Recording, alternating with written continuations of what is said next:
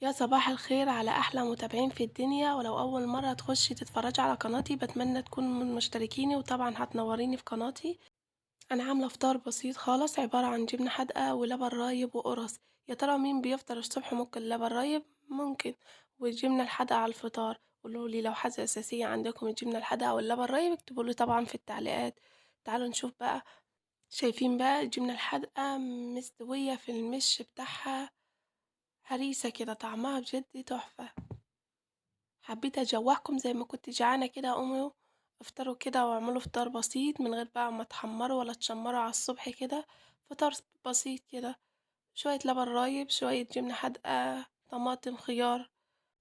انا عارفة ان في ناس هتقول طلع حتى لبن رايب وجبنة حادقة فعادي. انا من الغرض ان لازم عادي، مش لازم طبعا على اليوتيوب لازم نقدم بقى ايه حاجات كتيرة، فممكن عادي نفطر عادي شوية لبن رايب كوباية لبن. يعني ده فطار بسيط ممكن يعني مش هياخد معانا دقيقتين. وإن شاء الله أشوفكم في فيديو جديد وأسيبكم في حفظ الله، والسلام عليكم ورحمة الله وبركاته.